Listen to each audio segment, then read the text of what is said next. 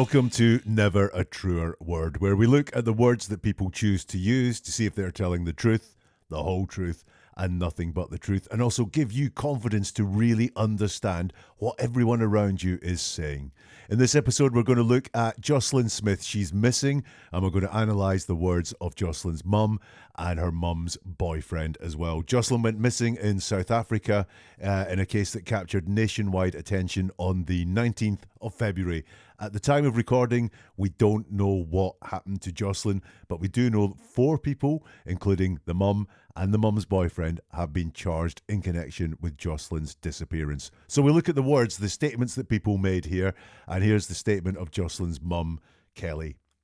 She says, "I was at work when she went missing. My boyfriend said he didn't know where she went. He is cooperating with the police, as am I, or as I am. My motherly instincts are telling me my daughter is still alive and in this area. We will find her. I will walk on foot to find her. I will look in every little shack. I'm going to do it by myself if I have to. People keep telling me that they saw her with an older boy. I also want to know who that is. I am distraught. I'm broken. I don't know where my child is. I can't sleep without knowing what is happening with her." So we're analysing words on this channel, and when we're looking at people talking about missing people, people close to the person that's missing, we're looking for the tenses that they talk in. Are they talking about the person in the present tense? Because sometimes when they talk about the person in the past tense, it has been shown that that's revealing some guilty knowledge that the person missing is dead. So we're looking for the tense that they talk about the missing person in. Look as well at where they're focusing. What's most important to them? Is it themselves and protecting themselves, or is it finding or talking to, or the person who's missing coming back? Just look at where their focus is when they talk. And also, really important, watch out for resumes and storytelling. Resumes are when someone starts telling you what a great person they are, even though that's got no relevance to the person missing whatsoever. Often a parent will say what a great parent they are, or friends will say what great friends they are, when really what they're trying to do is get across this impression of, look how great I am. I can't have anything to do with this disappearance. And storytelling, are they just telling us what has happened in logical events, or are they really selling us a story and trying to convince us that what they're saying is what really happened? So we're going to look at that in the words of Joslin's mum and also the mum's boyfriend. If you've got anything to say, by the way, drop a comment or get in touch on social media, because I'm always interested in any observations or questions that you have around the analysis that we do here.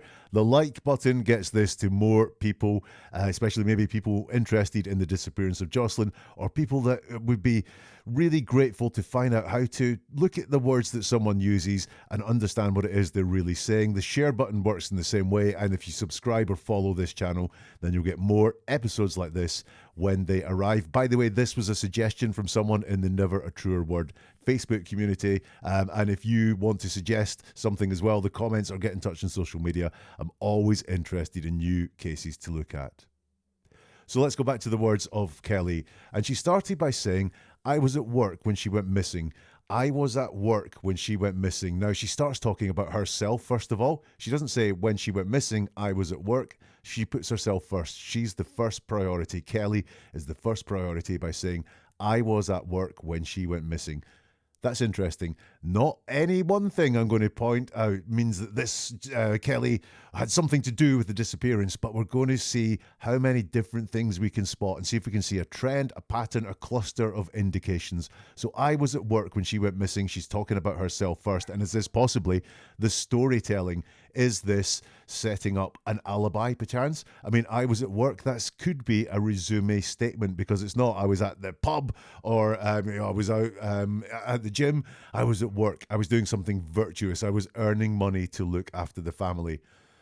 And it's I was at work when she went missing, which leaks that she knows exactly when Joslin went missing. Even though she wasn't there, even though she wasn't there in her words, she knows exactly when Joslin was missing, because she knows she was at work. She wasn't traveling to or from work or on a lunch break or anything like that. She was at work when she went missing.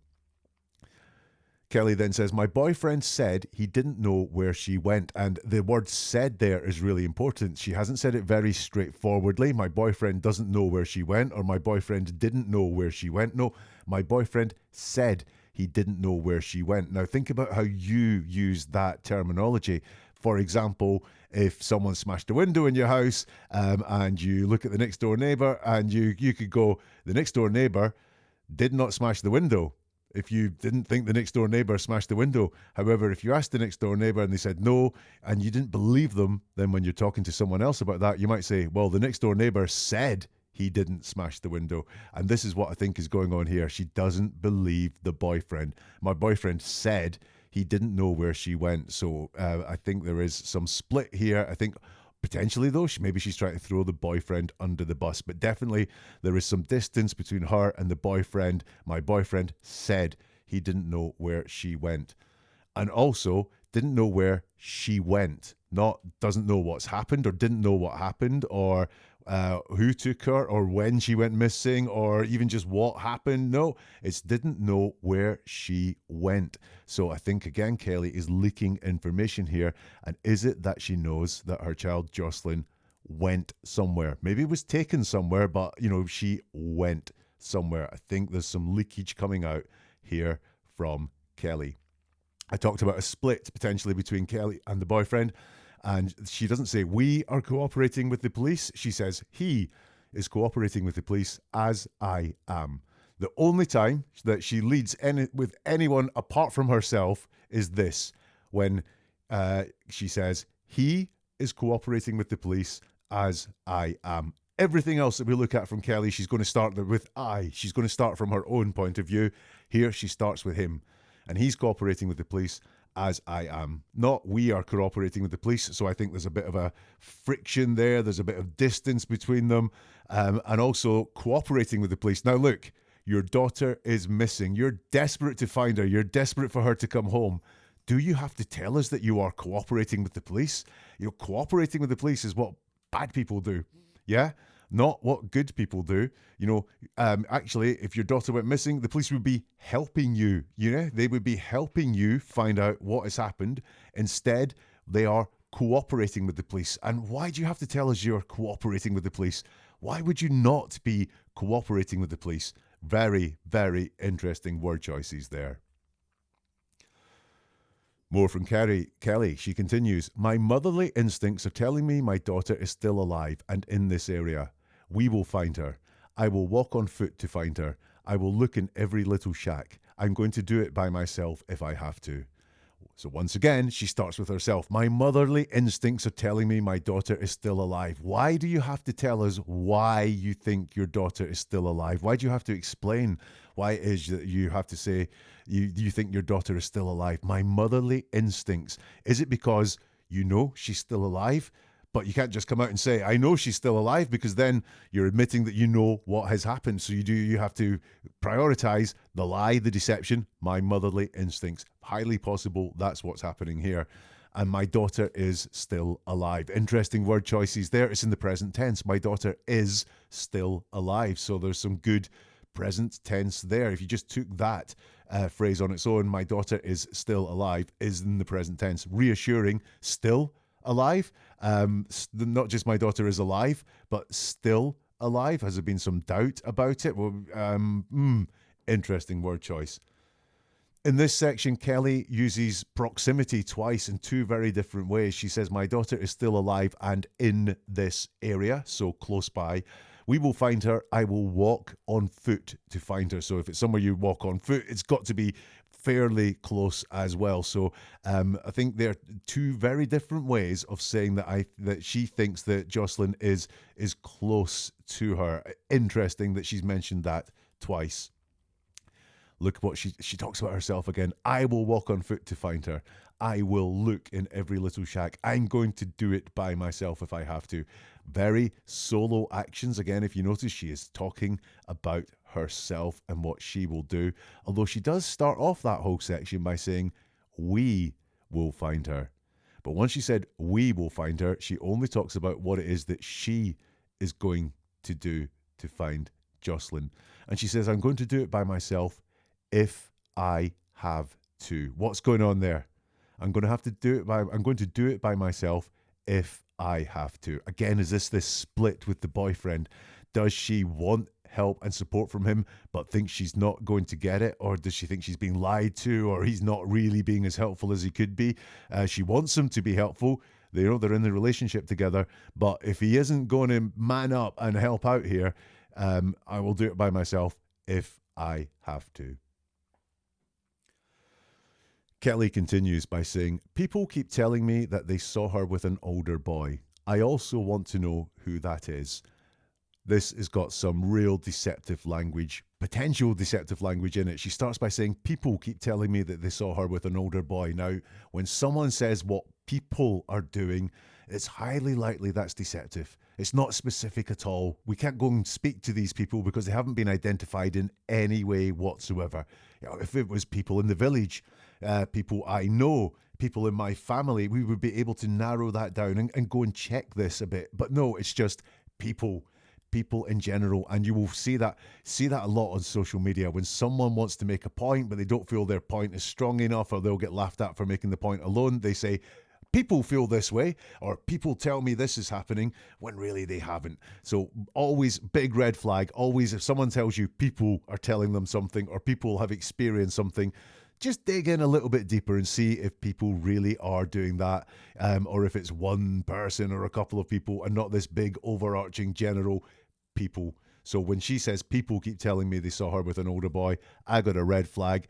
I would need to know more to be convinced that that's happening, especially as she says people keep telling me. Okay, so it's not just some people have told me that they saw her with an older boy or she was seen with an older boy. No, it's keep telling me. So again, that seems to be that she's trying to up this in intensity. It's not just one person that said it, it's people keep on saying it. So it must be true, because if people, this wide thing, people keep telling her, they don't just tell her once, but loads and loads of people keep telling her. Yeah, I think this is her trying to throw the scent somewhere else, and the deceptive flags are popping up there. She finishes that segment by saying, I also want to know who that is. Now, also is a strange word. Not just, if your daughter is missing and has been seen with an older boy, you just want to know who that is, yeah? So I also want to know who that is. What also? Is that as well as other people want to know who that is? Well, you just want to know who that is.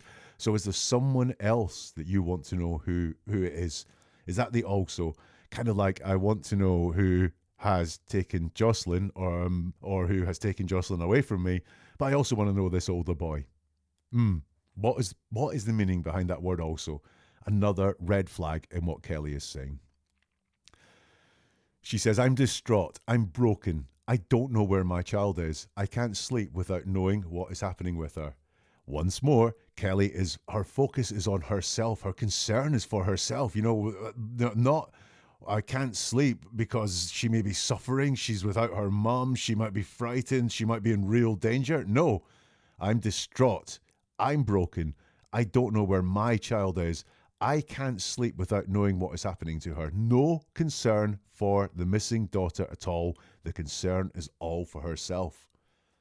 Just as a little guide here, though, if you look at what she says, it's very straightforward. And when something's very straightforward, when you can understand what it means really simply and it's said in few words, that tends to be a good pointer that something is believable. I am distraught. Believable. I'm broken. That's believable too. I don't know where my child is. That's very believable. It tells you something that she's experienced or feels. I don't know. And then she explains what it is, where my child is. I don't know where my child is. So these things are all very believable. I believe she's distraught. I believe she's broken. I believe she doesn't know where her child is. I can't sleep without knowing what is happening with her. Again, we're looking at some reassuring things here. She talks in the present tense about Joslin here. I don't know where my child is. Present tense, not was, but is. And I can't sleep without knowing what is happening with her, which is, again, present tense, is and happening. I can't sleep without knowing what is happening with her.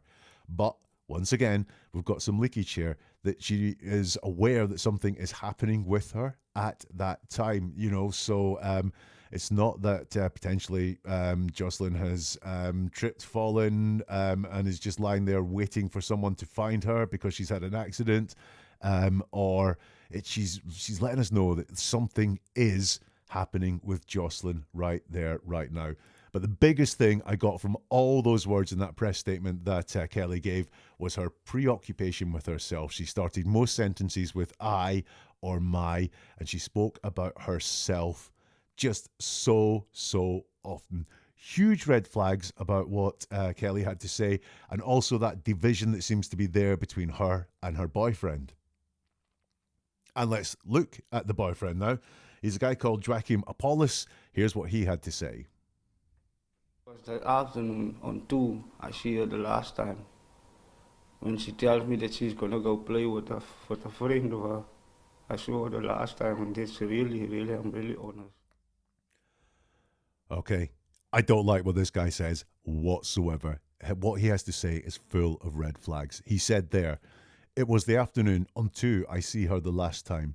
When she tells me that she's going to play with a friend of her, I saw her the last time, and that's really, I'm really honest. First of all, this is bang out of order. He tells us the time. It was an afternoon at 2. I see her the last time. So that's the finality of it. That's when he sees her for the last time. When she tells me that she's going to go play with a friend of hers. So that's not seeing her. And if you think about this sequence of events, Joslin, in his story, must have said, I'm going to go and play with a friend. And then she's walked away. She's walked out the door. She's walked out the room, or he's turned away. It's out of order. I see her the last time. She tells me something. I saw her the last time. So he's jumping about in time there. So a big red flag. When someone's telling a truthful story about something that happened in the past, it tends to be quite linear. This happened, this happened, this happened, this happened, right? That's not is what's happening here. And it's not about the last sight. I see her the last time. No, this is about the last conversation. So rather than wanting to tell us when he saw her for the last time, he, for some reason, wants to tell us what the conversation was, which was she's going to go and play with a friend of her. So is this story selling? It's not just enough for him to say, I saw her at 2 when she went out to play with a friend. No, he's got to go. She told me that she was going to go and play with a friend of hers. So yeah, really unedifying part of what he had to say. You'll see here he tells a lot of this story in the present tense. When someone's talking about things that have happened in the past, we obviously expect to hear them in the past tense. But Joachim here talks in the present tense. It was the afternoon, so that's the past tense. On to past tense. I see her, present tense, I see her the last time when she tells me, present tense, when she tells me that she's going to go and play with a friend. And then just to prove he can talk in the past tense, he says something in the past tense, I saw her the last time. But he tells the story, most of the story, in the present tense. A big red flag that we are being lied to. And here's another one. He finishes it by saying, I'm really honest. Have you ever noticed truthful people do not feel the need to tell you when they're being honest? When someone says, I'm being honest, or to tell the truth, there's 2 explanations for it. Number one is they've been lying all the other times, and now they're telling you, I'm being really honest here.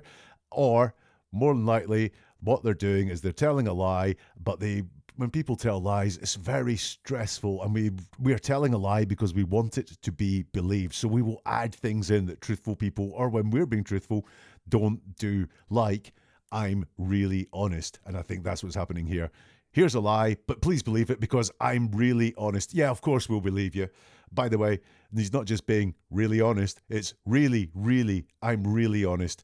Once more, when people are telling lies, they're worried they're not going to be believed, especially around a missing child. This is a high stakes situation. So he's going to want to feel that he has to really turn up the sincerity, or the pretend sincerity. It's got to be 11 to be believed. So I'm really honest. So huge red flags from 10 seconds of him talking. Let's hear some more from him. I was at home like normal. I was at home. And you started being concerned around maybe what time when she was not coming back home? On 6 with the mother. The mother was with me. From the mother come home, the mother was with me. Until 6 o'clock, then we was getting concerned for where there's a kid. Then we started looking, and we didn't find her until we called the police. So he starts off there saying, I was at home like normal. I was at home. When someone tells you something was like normal in a situation like this where something exceptional has happened, it's another red flag. And this guy cannot help raising the red flags with every sentence that he uses. So when someone's telling you something was like normal, it's a red flag because what's going on? There was nothing extraordinary happening. Everything was normal. It was just normal. Nothing unusual was happening. Well, here's the thing. Again, when things are normal, we tend not to notice things were normal. So when someone tells you something was like normal, especially when something extraordinary like a child going missing has happened, it's a red flag. Let me say once more, when someone says something was like normal, it doesn't mean they're guilty, but this is another red flag data point that's come out of the mouths of the mother of Joslin and her boyfriend as well. He says, I was at home like normal, I was at home. Maybe that's his way of speaking, that he repeats things. But again, I'm going to red flag this because when we're lying, then again, it's a high stress situation. And when we're telling the truth, we just tend to tell the truth. We just tend to say what happened in a very linear, this happened, this happened, this happened, this happened way. He is repeating himself, and liars do that for one of two reasons. They'll worry that the lie they're going to tell is not really being heard because, the other person might not be paying attention. So they will repeat it just to really make sure that it's heard. Or, again, lying is hard to do and we're really bad at it normally. So we think that by saying things more than once, it makes it more believable. And I think that could be happening here. I was at home like normal. I was at home. He's asked the question, and you started being concerned around maybe what time when she was not coming back home. He says, on 6 with the mother was with me. From the mother come home, the mother was with me until 6 o'clock. Then we was getting concerned for something unclear. Then we started looking and we didn't find her. And then we called the police. We've got the question asked of him here, which is what time did you start getting concerned? And he starts by answering with the time. Now, that would normally be a good sign, but nothing's good about this guy whatsoever. What time were you concerned? And he says, on 6. And then he starts adding in a whole load of information. The mother was with me. From the mother came home, the mother was with me until 6 o'clock, and we was getting concerned for her. Then we started looking. We didn't find her. Then we called the police. This is storytelling. It's not enough for him to answer the question. You started being concerned around what time? We started getting concerned around 6. We'd expected her home by then. No, he has to go into this storytelling to put all this more information. What can happen when we're lying? We have to prepare a lie beforehand. And we're really certain of what it is we're going to say. And so when we're asked the question, we may answer that question, but then we'll tell the lie or we'll tell the story we've prepared because we've prepared it. I'm really sure of what it is I'm going to say. And so maybe that is what's happening here. But it's really suspicious that he's asked on what time, and he says on what time, but then he says what he was doing and who he was with. This is storytelling here. And look, how much does he want to make it clear that this is the repetition thing going on again, that he was with the mother, he was with Kelly? What time were you concerned? Whoa, at 6, with the mother. The mother was with me. The mother was with me until 6 o'clock. He really, really wants us to know that he was with the mother at that time.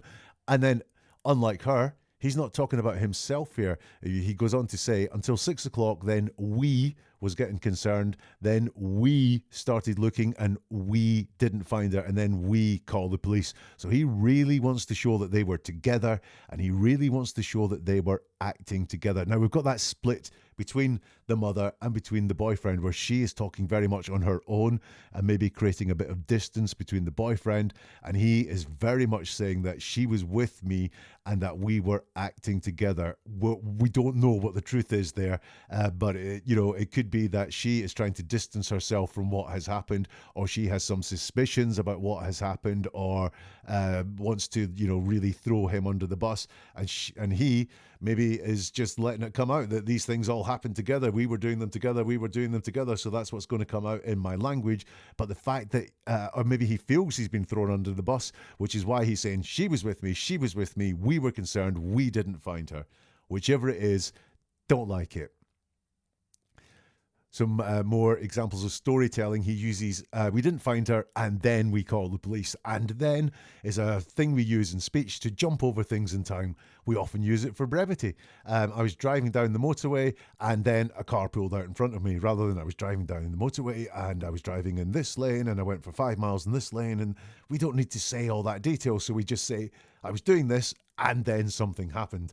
When something as important as this, we didn't find her, and then we call the police. We didn't find her, and it's a jump in time, something that he doesn't want to tell us, and potentially that's not because of brevity.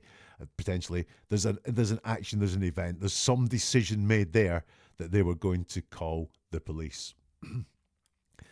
He's not clear either, because he says that they got concerned at 6, and if you keep reading it, we got concerned for her, so we started looking and we didn't find her, and then we called the police. So we. So at 6 o'clock we got concerned, then we did things.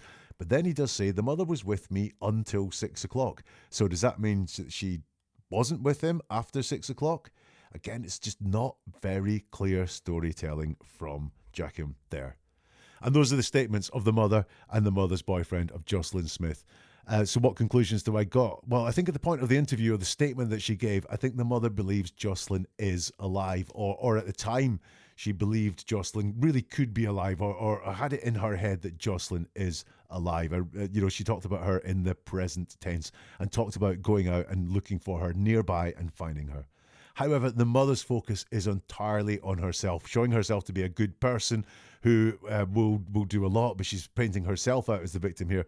The mother no concern stated for Joslin whatsoever in that mother's statement. But she does show signs that she knew or was complicit in the disappearance of Joslin. Boyfriend, no time for Jackim whatsoever. He is telling deceptive stories. And if someone is telling deceptive stories around a child going missing, that's bad news. And again, he shows no concern for Joslin whatsoever. His only concern is telling these deceptive stories. So I said they've been charged with trafficking. No word on what happens to Joslin. Let's hope for a safe return for Joslin. But I think that absolutely right that these guys have been charged, and I cannot wait to see what the trial brings. So a bit of recap on what you should be looking out for to get more confidence in analysing the words of people in your everyday life. Look at tenses. We saw the tenses people use. Give away a couple of things there. We saw that Kelly was talking about Joslin in the present tense, which makes me think that she thinks or thought at that time that Joslin was still alive. But we also saw that Jackim talked in the present tense when he was telling a story from the past, an indication that it could be deceptive. Look at the focus of attention. Certainly with Kelly, we saw very much the focus of her attention was on herself and saving her ass. And resumes and storytelling. We saw plenty of storytelling, I think, from both of them, and a bit of resume about what a good person I am. I was concerned I did all this searching. So those are things to remember when you're looking at the words of people, with some specific focus there on people close to someone that has gone missing. If you like this, the like button will get this to more people and will repay the hours that this has taken to put together. It'll take you 1 second to press that like button to repay the hours that this has taken to put together and the analysis that's gone into this. Please feel free to share with anyone that you know is interested in the Joslin Smith story, in missing people in general. This could really help some of them understand what's being said by those close to someone who is missing. If you've got any comments or observations, then leave them on this here, if you can, on this platform, or get in touch on social media. And the subscribe or follow buttons mean you will get more content like this, new episodes whenever they arrive. Neveratruerword.com is the website where you will find more podcasts, more videos. You can sign up for the newsletter. You can connect on just about every social platform going. And if you are one of the few that wants to take a deeper dive into really understanding the words, then there are a couple of books that you can purchase there again. Neveratruerword.com. And we'll see you for another episode soon from Never a Truer Word.